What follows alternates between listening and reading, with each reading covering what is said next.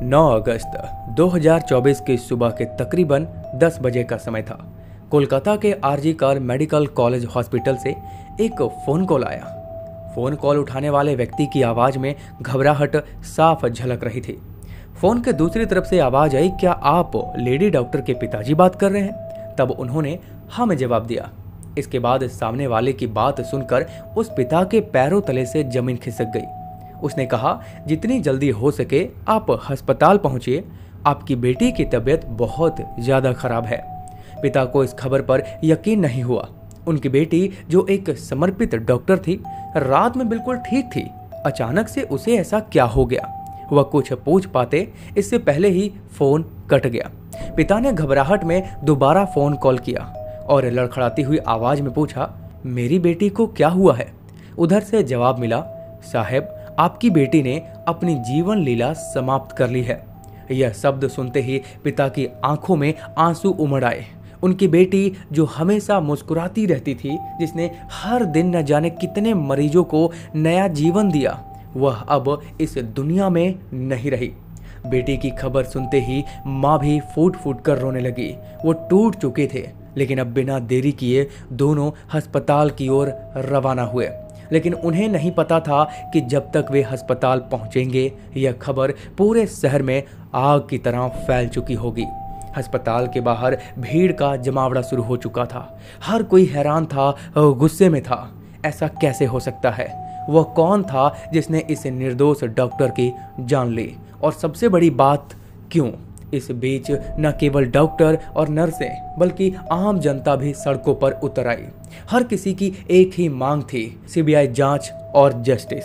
इस घटना ने इंसानियत को शर्मसार कर दिया था। जिसने भी इस खबर को सुना, वह हक्का बक्का रह गया। कहानी यहीं खत्म नहीं होती है, यह तो बस शुरुआत है। इस दर्दनाक घटना के पीछे छिपा सच क्या है? कौन है इस बर्बरता का जिम्मेदार और क्यों? इन सवालों के जवाब जानने के लिए हमें इस रहस्य की तह तक जाना होगा। आज की सच्ची घटना आरजी कर मेडिकल कॉलेज की है। एक ऐसी सच्ची घटना जिसने पूरे देश को हिला कर रख दिया। यह कहानी कोलकाता की है, जहां एक बेहद मेधावी और समर्पित महिला डॉक्टर, जो चेस्ट मेडिसिन विभाग की पोस्ट ग्रेजुएट छात्रा थी और अपने पेशेवर जीवन में नई ऊंचाइयों को छू रही थी। यह महिला डॉक्टर, जिसने अपने जीवन के अंतिम क्षणों में अत्यधिक यातनाएं सही, एक साधारण परिवार से आई थी। बचपन से ही उसे शिक्षा का महत्व समझ में आ चुका था और उसने अपनी मेहनत और लगन से मेडिकल की पढ़ाई पूरी की। यह अपने माता पिता की उम्मीदों का केंद्र बिंदु बन चुकी थी और परिवार में पहली डॉक्टर बनने का गौरव हासिल कर रही थी। उसकी सफलता न केवल उसके परिवार के लिए गौरव की बात थी, बल्कि वह अपने समुदाय के लिए भी प्रेरणा बन चुकी थी। मेडिकल कॉलेज में उसने खुद को साबित करने के लिए कड़ी मेहनत की। उसे हमेशा से ही मरीजों की सेवा करने की प्रेरणा थी और उसने अपने परीक्षण के दौरान जूनियर्स और सीनियर्स के साथ मिलकर काम किया। वह हमेशा मुस्कुराते हुए मरीजों की देखभाल करती थी और अपने काम के प्रति समर्पित थी। लेकिन कोई नहीं जानता था कि एक दिन यही समर्पण उसे भयानक अंत की ओर ले जाएगा। 2024 8 अगस्त की रात को लगभग 11 बजे उसे उसकी माँ का फोन कॉल आया। माँ ने हर रोज की तरह अपनी बेटी की खैर खबर ली। डॉक्टर ने फिर मुस्कुराते हुए जवाब दिया, माँ, मैं ठीक हूँ। उस समय वह मरीजों को देखने जा रही थी। यह उनका आखिरी संवाद था। माँ को यह संतोष था कि उनकी बेटी अपने काम में व्यस्त है और सुरक्षित है, लेकिन नियति कुछ और ही खेल खेल रही थी। रात 12 बजे के आसपास, जब सभी लोग अपनी थकान मिटाने के लिए सोने की तैयारी कर रहे थे, डॉक्टर अपने 2 जूनियर सहयोगियों के साथ बैठकर हंसी मजाक के बीच खाना खाया। खाना खाने के बाद उन्होंने कहा कि वे काफ़ी थकी हुई हैं और अब सोने के लिए चौथी मंजिल पर स्थित सेमिनार हॉल में जा रही हैं। किसी ने सोचा भी नहीं था कि वह आखिरी बार होगा जब वह किसी के साथ मुस्कुराते हुए देखी गई। 9 अगस्त की सुबह जब उसके पिता को वो भयानक फोन कॉल आया, तो उन्होंने इस बात की जानकारी अपनी पत्नी को दी और दोनों ही घबराए हुए अस्पताल की ओर भागे। और जब वे अस्पताल पहुंचे तो वहां का दृश्य किसी नाइटमेयर से कम नहीं था। अस्पताल के गलियारों में अफरा तफरी का माहौल था। डॉक्टर का शरीर अर्धनग्न अवस्था में खून से लथपथ और जख्मों से भरा पड़ा था। डॉक्टर के शरीर पर जगह जगह चोट के निशान पाए गए और उनकी गर्दन की हड्डी टूटी हुई थी। आंखों, मुंह और निजी अंगों से खून बह रहा था।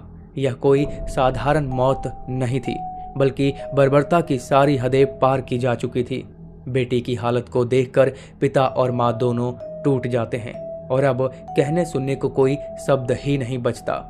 इस भयानक घटना की खबर ने पूरे अस्पताल के सभी डॉक्टरों, नर्सों और कर्मचारियों को हिलाकर रख दिया। जैसे ही यह खबर अस्पताल से बाहर निकली तो सोशल मीडिया पर आग की तरह फैलने लगी और पूरे शहर में गुस्से की लहर दौड़ गई। अस्पताल के बाहर लोगों का जमावड़ा होना शुरू हो गया। डॉक्टरों और नर्सों ने धरना प्रदर्शन शुरू कर दिया। लोगों की बस एक ही मांग थी, न्याय। दोषियों को सख्त से सख्त सजा देना।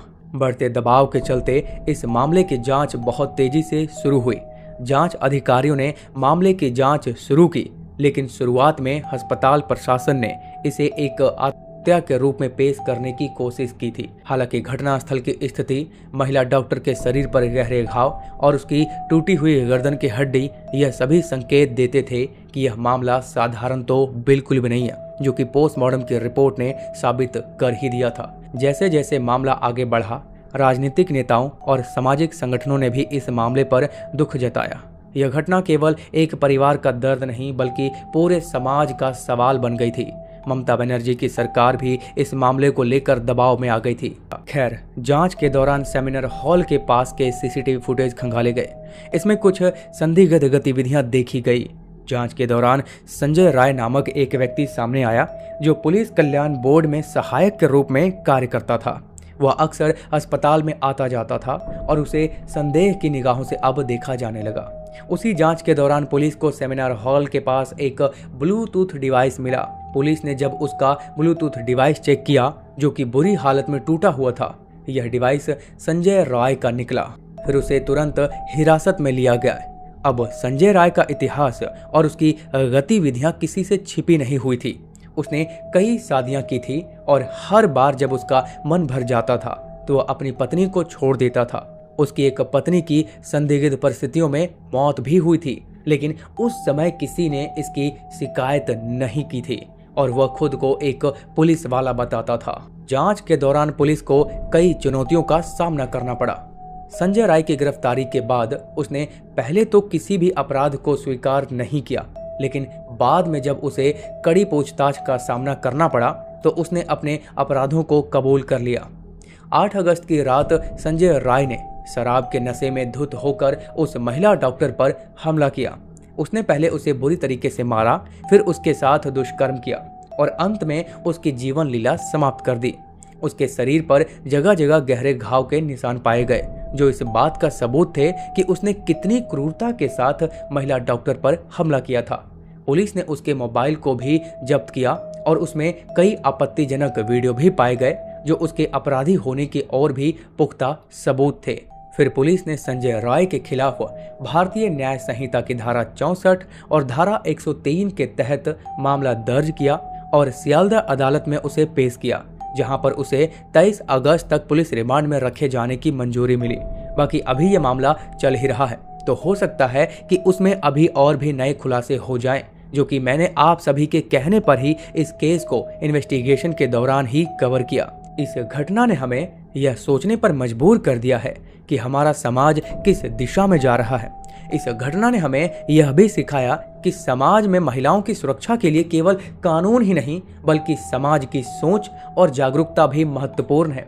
हमें यह समझना होगा कि महिलाओं की सुरक्षा के लिए केवल एक कानूनी मुद्दा नहीं है, बल्कि एक सामाजिक मुद्दा भी है, जो हमें बचपन से ही छोटे बच्चों को सिखाना होगा कि नारी शक्ति ही जीवन है। बाकी अगर आपको हमारा यह छोटा सा प्रयास समझ में आया हो तो सब्सक्राइब करके हमारे इस यात्रा में साथ जरूर दें और इस वीडियो को अपनी व्हाट्सएप स्टोरी पर और इंस्टाग्राम की स्टोरी पर जरूर लगाएं। और अगर आप चाहो तो मुझे इंस्टाग्राम पे फॉलो कर सकते हैं। वीडियो देखने के लिए आप सभी का तहे दिल से धन्यवाद।